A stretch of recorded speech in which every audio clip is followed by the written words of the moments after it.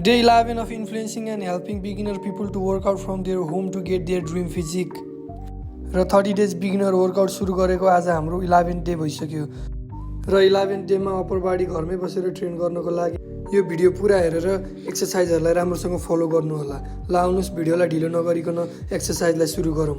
5 मिनेटको लागि warm up बाट सुरु गरौँ र jumping jack, cycling, running, skipping जे छ त्यहीबाट सुरु गर्न सक्नुहुन्छ। र फर्स्ट ड्रिल हाम्रो मोबिलिटी ड्रिल रहेको छ।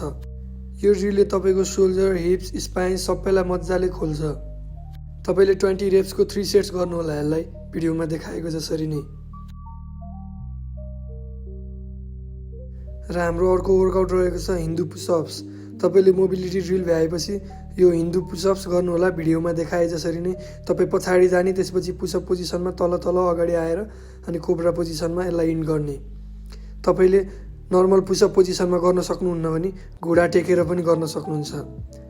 यो पनि तपाईले 10 रेप्सको 4 सेट गर्नु पर्यो।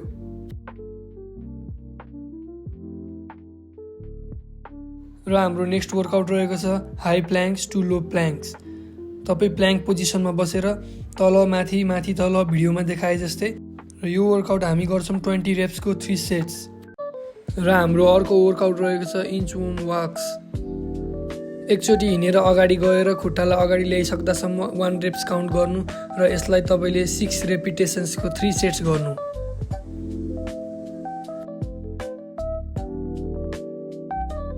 र यो वर्कआउट गर्दाखेरि तपाईहरुको हात खुट्टा नखुम्चेको राम्रो। यदि सुरुमा बिगिनर हुनुहुन्छ भने अलिअलि फोल्ड हुन सक्छ, तर बिस्तारै प्रोग्रेसनमा ल्याउँदै जाँदाखेरि चाहिँ फुल स्ट्रेट पोजिसनमा गर्न कोसिस गर्दै आउनु अनि प्रोग्रेस गर्दै जानु। र हाम्रो अर्को नेक्स्ट वर्कआउट ब्याकको रहेको छ। तपाईले भुइँमा लाई डाउन गरेर दुईटा एल्बोलाई साइडमा राखेर अनि एल्बोले भुइँमा प्रेस गरेर आफ्नो चाहिँ ढाडलाई चाहिँ माथि उठाउने कोसिस गर्नु। यो एक्सरसाइज तपाईले 20 रेपिटेसन्सको 3 सेट्स गर्नु।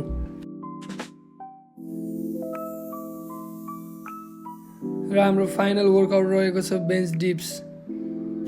र यो हामी गर्छौं 20 रेपिटेसन्सको 3 सेट्स।